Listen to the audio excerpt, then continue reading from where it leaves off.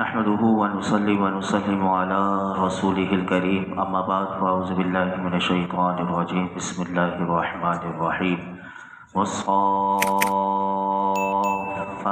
صفا والزاجرات زجرا۔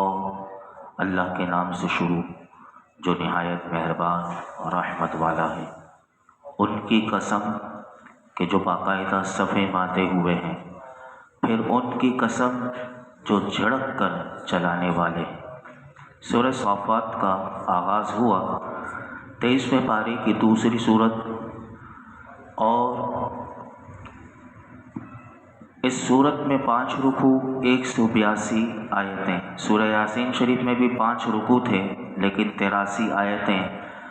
سورہ صافات اس صورت کا نام کیوں رکھا گیا؟ صافات نام رکھنے کی وجہ یہ ہے کہ اس کا جو پہلی آیت میں آپ نے ابھی سماعت کیا کہ والصافات، اس کا ترجمہ ہے صفیں باندھنے والے، اور اس صورت کی پہلی آیت میں صفیں باندھنے والوں کی قسم اللہ رب العالمین نے ارشاد فرمائی۔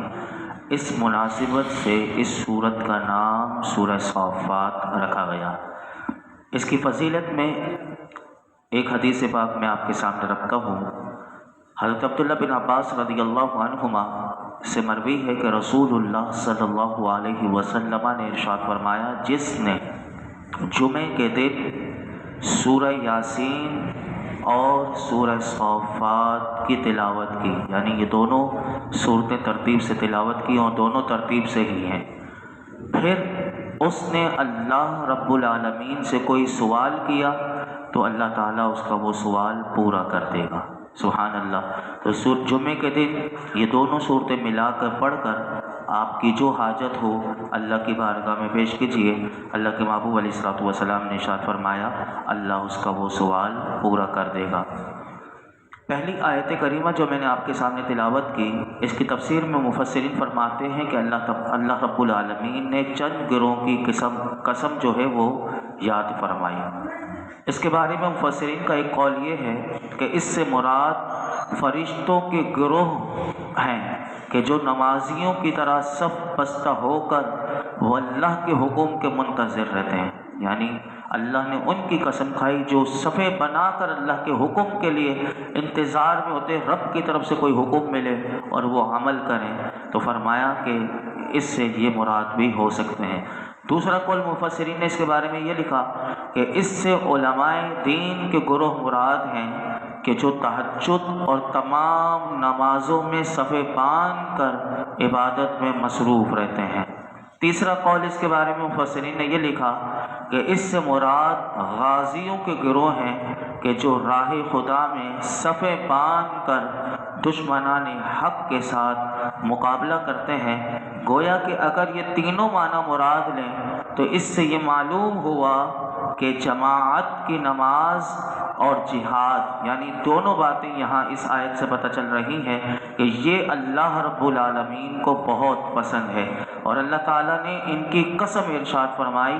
تو یہ دیکھیے جو جماعت کے ساتھ نماز پڑھی جاتی ہے تو یہ کتنی اہمیت رکھتی ہے، اور صفیں باندھنا یہ بھی اللہ رب العالمین کو بہت پسند ہے۔ اسی لیے میرے آقا علیہ الصلوۃ والسلام نے فرمایا کہ نماز کے وقت صفیں جب درست ہو جائیں، اب بعض لوگوں کو یہ مسئلہ نہیں پتہ ہوتا تو وہ اس کو فرقہ واریت میں لے جاتے ہیں، اور اللہ اکبر تکبیر ہوگی وہ کھڑے ہو جائیں گے۔ تو یاد رکھیے کہ یہ مسئلہ بار بار بتایا جاتا ہے اور لکھا ہوا بھی کئی مساجد میں اس کے پینافلیکس بھی لگے ہوئے ہوتے ہیں کہ صحیح مسئلہ یہی ہے کہ نبی کریم صلی اللہ علیہ وسلم کے عمل مبارک سے کہ نبی پاک صلی اللہ علیہ وسلم اپنے حجرے سے اس وقت تشریف لاتے تھے کہ جب حضرت بلال حی علی الصلاۃ حی علی الفلاح پر پہنچتے تھے تو وہ سارے صحابہ کرام تشریف فرما ہوتے تھے۔ جب حضور تشریف لاتے تھے حی علی الصلاۃ حی علی الفلاح پر تو اس وقت سارے صحابہ کھڑے ہو جاتے تھے اور پھر صفیں درست ہوتی تھی۔ نماز کے لیے اللہ اکبر تکبیر شروع ہو فوراً صفیں درست نہیں کی جاتی، یہ خلاف سنت ہے۔ آپ तमाम फ़िक़्ह की किताबें उठाकर उलमा से मालूम कर लीजिए कि किताबों में ये लिखा हुआ है कि हय्या अलस सलाह। और अक़ली तौर पर, ये तो नकली तौर पर मैंने आपको एक बात बता दी, और अक़ल भी इस बात में आप देखिए इकामत में है क्या। इकामत में जब बंदा वो बैठ कर, अब बाज़ लोगों को ये पता नहीं होता, बस वो खड़े हो जाएंगे और एक दूसरे के चेहरे को यूं यूं देख रहे होंगे क्यों नहीं खड़ा हुआ।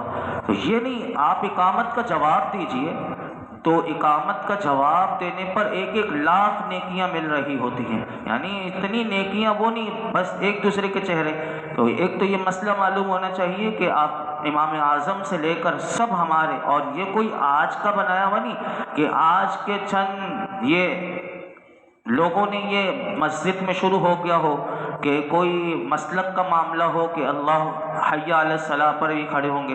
ये कोई मसलकी मसला नहीं है, ये कोई शरई मसला है, और इसको किताबों में, तमाम फ़िक़्ह की किताबों में ये लिखा हुआ है कि हय्या अलस सलाह और हय्या अलल फलाह पर। और मैं अक़ली तौर पर भी कह रहा था, इसके तर्जुमे में गौर कर लीजिए। तो जब बंदा गौर करेगा तो अब देखिए कि अज़ान क्या है, अज़ान बुलावा है। अब इकामत में सारे बैठे हुए हैं, अब जब इकामत चल रही है और जब मौज़िन ने कहा हय्या अलस सलाह हय्या अलस सलाह, तो सारे वो कहते हुए लब्बैक कि ए मालिक हम हाजिर हैं, हम नमाज के लिए, और इस तरह खड़े हो जाएं, और फिर क़द क़ामत सलाह, नमाज कायम हो जाती है।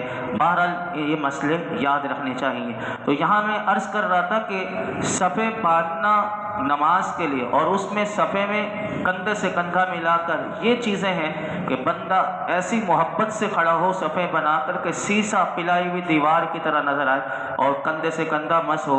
लेकिन लोग एक दूसरे से फासला रख कर और इतने दूर दूर खड़े होते हैं नमाज़ों में। इन चीज़ों की अहमियत को हमें समझना चाहिए। इतनी हदीस पाक मेरे आका ने फरमाया कि सफ़े बांधते हुए तुम एक दूसरे से जुदा जुदा यानी दूर दूर रहोगे, तो एक फिर तुम्हारे दिल भी इसी तरह अल्लाह रब्बुल आलमीन एक दूसरे से दूर कर देगा। तो सफ़े जब इंसान बनाकर कंधे से कंधा मिलाकर खड़े होता है, तो ये दिलों के मिलाप का भी बहुत बड़ा ज़रिया है। और याद रखिए कि सब बांधने वालों की अल्लाह ने कसम इरशाद फरमाई, और सब बांधना ये बहुत अहमियत और फजीलत का बाइस है। मैं एक हदीस पाक आपके सामने रखता हूँ कि नबी करीम सल्लल्लाहु अलैहि वसल्लम ने इरशाद फरमाया कि ए लोगों, नमाज में सफ़ को कायम करो, क्योंकि सफ़ को कायम करना ये नमाज के हुस्न में से है। जब बंदा नमाजों में सफ़े बिल्कुल दुरुस्त हो, अपनी एड़ियाँ देखते हुए कंधे दुरुस्त हों, तो ये नमाज के हुस्न में 4 चांद लग जाते हैं। और याद रखिए कि अल्लाह ताला ऐसे लोगों से मोहब्बत करता है जो सफ़े दुरुस्त करने में बड़े एहतिमाम से। तो हदीस पाक में, कुरान हकीम में सूरह सफ़ में ही, इसका नाम भी सफ़ है और इसकी आयत करीमा जो है 4 है। अल्लाह ताला इरशाद फरमाता है, इन्नल्लाहा युहिब्बुल्लज़ीना युक़ातिलूना फ़ी सबीलिही सफ़्फ़न कअन्नहुम बुनियानुम मरसूस। बेशक अल्लाह उन लोगों से मोहब्बत फरमाता है कि जो उसकी राह में इस तरह सफ़े बांध कर लड़ते हैं, गोया वो शीशा पिलाई हुई दीवार है। तो अल्लाह की राह में लड़ा जाए तो भी अगर इसी तरह सफ़े बांध कर लड़ा जाए तो दुश्मन पर एक हैबत तारी हो जाती है, और इस तरह अल्लाह ताला एक इत्तिहाद और इत्तिफाक से बरकत से कामयाबी अता फरमाता है। दूसरी आयत करीमा जो मैंने आपके सामने अर्ज़ की, फरमाया वज़्ज़ाजिराति ज़ज्रा, फिर उनकी कसम जो झड़क कर चलाने वाले हैं। इसके बारे में मुफस्सिरीन ने 3 कौल लिखे कि अगर पहले कौल के मुताबिक यहाँ झड़क कर चलाने वालों से मुराद वो फरिश्ते मुराद हैं कि जो बादल पर अल्लाह ने मुकर्रर किए हुए हैं और वो उसको हुक्म देकर चलाते हैं, और दूसरे कौल के मुताबिक कि इससे मुराद वो उलमा हैं कि जो वाज और नसीहत के ज़रिए लोगों को झड़क कर, यानी बाज़ औक़ात मौका महल और मौजू की मुनासिबत से सख्त अल्फाज के साथ दीन की राह पर चलाते हैं, अल्लाह ने उनकी कसम। और तीसरा कौल मुफस्सिरीन ने कहा इससे ये भी मुराद हो सकता है कि इससे मुराद वो गाजी हैं जो मैदान जिहाद में अपने घोड़ों को टपट कर चलाते हैं, यानी उनको झड़क कर चलाते हैं कि जल्दी चल मैदान जिहाद में, यानी इस तरह वो चलते हैं। तो अल्लाह रब्बुल आलमीन ने उनकी कसम इरशाद फरमाई। अब देखिए तीसरी कसम किसकी अल्लाह ताला ने इरशाद फरमाई, सुनिए। फरमाया फत्तालियाती ज़िक्रा इन्ना इलाहकुम लवाहिद, फिर कुरान की तिलावत करने वालों की कसम, बेशक तुम्हारा माबूद ज़रूर एक है।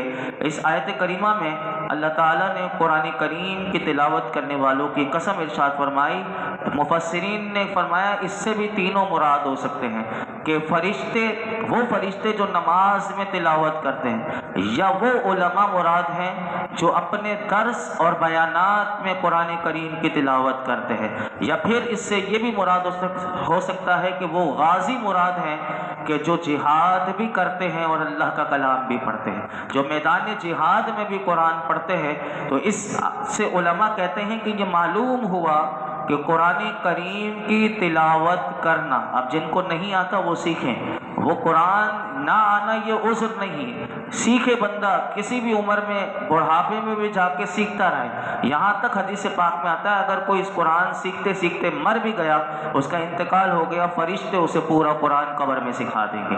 तो सीखना चाहिए। तो बहरहाल यहाँ पर अल्लाह ताला ने तिलावत कुरान करने वालों की कसम इरशाद फरमाई कि तिलावत कुरान जो है वो सबसे बड़ी और आला इबादत है। सफ़र हो या हज़र हो, इंसान कहीं पर भी हो, तिलावत कुरान को ना छोड़े, अल्लाह का कलाम कुछ न कुछ रोज़ाना पढ़ने का आदत बनाए। दो हदीस पाक मैं आपके सामने रखता हूँ, सुनिए मेरे आका क्या फरमाते हैं कि ये हदीस पाक जो है शुआबुल ईमान में है। हज़रत अबू सईद खुदरी रज़ियल्लाहु ताला अन्हु से रिवायत है कि रसूलुल्लाह सल्लल्लाहु अलैहि वसल्लम ने इरशाद फरमाया, तुम अपनी आँखों को इबादत से उनका हिस्सा दिया करो। तो अर्ज़ की गई, या रसूलल्लाह सल्लल्लाहु अलैहि वसल्लम, इबादत में आँखों का क्या हिस्सा है, कैसे आँखों की इबादत? अब देखिए आँखों की भी इबादत है। तो मेरे आका अलैहिस्सलातु वस्सलाम ने इरशाद फरमाया, देख कर कुरान की तिलावत करना, उसकी आयात, उसकी मानी में गौर व फिक्र करना और कुरान में ज़िक्र किए गए अजायबात पढ़ते वक्त नसीहत हासिल करना, ये कुरान की इबादत है जो हमें करनी चाहिए। और हम यहाँ पर बैठकर इसकी आयात को सुनते हैं, उसके मानी में जो सुनते हैं, और कुरान में जो अल्लाह ताला ने अपनी कुदरत के अजायबात, जैसे सूरह यासीन शरीफ में कितने आपने समात किए होंगे, और पूरे कुरान में देखिए कैसे कैसे अल्लाह ने कुदरत के नज़ारे कुरान में बयान किए हैं। तो ये सिर्फ सुनने नहीं चाहिए, सुनकर फिर बंदा उससे नसीहत हासिल करे। तो ये कुरान मेरे आका ने फरमाया ये आँखों की इबादत है। एक और हदीस पाक सुनिए, मेरे आका अलैहिस्सलातु वस्सलाम क्या इरशाद फरमाते हैं। हज़रत उबादा बिन सामत रज़ियल्लाहु ताला अन्हु से रिवायत है कि रसूलुल्लाह सल्लल्लाहु अलैहि वसल्लम ने इरशाद फरमाया कि मेरी उम्मती की अफजल इबादत तिलावत कुरान है। हुजूर ने इरशाद फरमाया मेरी उम्मत की सबसे अफजल इबादत जो है वो कुरान पाक की तिलावत करना है। तो अब आप देखिए कि मेरे आका ने कैसे बता दिया कि अफजल इबादतों में से ये कुरान की तिलावत है। अल्लाह ताला हमें भी कुरान हकीम की तिलावत करते रहने की तौफीक अता फरमाए। एक आयत करीमा जो मैंने आपके सामने पढ़ी, इन्ना इलाहुकुम लवाहिद, कि बेशक तुम्हारा माबूद ज़रूर एक है। इस आयत करीमा के बारे में मुफस्सिरीन फरमाते हैं कि कुफ़ार मक्का ताज्जुब के तौर पर हुजूर अलैहिस्सलातु वस्सलाम के बारे में ये कहा करते थे, अजअलल आलिहता इलाहन वाहिदा इन्न हाज़ा लशैउन उजा, कि क्या इसने बहुत सारे खुदाओं को एक खुदा कर दिया? बेशक ये ज़रूर बड़ी अजीब बात है। ये भी कुरान की आयत है कि अल्लाह ताला ने ये हुजूर से वो कहते थे कि इतने सारे जो हमने खुदा बनाए हुए हैं और ये एक खुदा की दावत देते हैं, उनको ये बात बड़ी अजीब लगती थी। इसी पर अल्लाह रब्बुल आलमीन ने ये 3 आयात की कसम खाई और फिर उनको फरमाया कि इन चीज़ों की कसम इरशाद फरमा कर उनकी अज़मत और शराफत को भी बयान कर दिया। और बुतों के पुजारियों का रद्द करते हुए अल्लाह ने फरमाया, ए अहले मक्का, बेशक तुम्हारा माबूद ज़रूर एक है, उसका कोई शरीक नहीं, लिहाजा तुम बुतों को अपना माबूद करार ना दो। और उलमा कहते हैं हकीकी तौर पर इस आयत में तमाम इंसानों से अल्लाह ने खिताब फरमाया। आगे मज़ीद बहुत ज़बरदस्त आयत, कुरान की हर आयत ही बहुत हमारे लिए मानी खैज़ और गौर व फिक्र की दावत देती हैं। अल्लाह रब्बुल आलमीन कुरान हकीम के साथ हमें अपना रिश्ता मजबूत کرنے کی توفیق عطا فرمائے اور اس کی تعلیمات پر عمل کی توفیق عطا فرمائے۔ الحمدللہ رب العالمین والصلاة والسلام علی سید الانبیاء والمرسلین وعلی آلہ واصحابہ اجمعین۔ یا اللہ پاک جو کچھ سنائے اس میں کوئی غلطی کوتاہی ہو معاف فرما، اپنی بارگاہ میں قبول فرما، قرآن حکیم کا نور اور اس کا فیضان عطا فرما۔ یا اللہ ہم سب کو آپس میں محبت، اتفاق، اتحاد عطا فرما، حضور کی امت کو اتحاد اور اتفاق نصیب فرما۔ یا اللہ ظالم بھیڑیے جو اس وقت فلسطین کے مظلوم مسلمانوں پر مولا کریم ظلم و ستم کر رہے ہیں، اللہ مسلمانوں کو اتحاد اور اتفاق کی توفیق نصیب فرما کہ ان ظالموں کو وہ کفر کردار تک پہنچا سکیں۔ اللہ فلسطین کے مظلوم مسلمانوں کی غیبی مدد فرما، ہم سب کے اندر اللہ جتنی بزدلی ہے دور فرما، ہمیں ایمان کامل نصیب فرما، ہمیں دین اسلام کا سچا مجاہد بنا۔ اے اللہ ہمیں جہاد سے محبت عطا فرما اور شوق شہادت نصیب فرما۔ اللہ آج تک ہم نے جتنی دعائیں کی ہیں آئندہ کریں گے، سب دعاؤں کو قبول فرما۔ تو ہم سے ہمیشہ کے لیے راضی ہو جا، ہر قسم کے گناہ سے بچنا ہمارے لیے آسان کر دے، ہماری نمازوں کو، ہماری تلاوت قرآن کو، درس قرآن کو، درود پاک کو، ذکر و اذکار کو اللہ اپنی بارگاہ میں شرف قبولیت عطا فرما۔ وصلی اللہ تعالی علی خیر خلق محمد وعلی آلہ وصحبہ اجمعین۔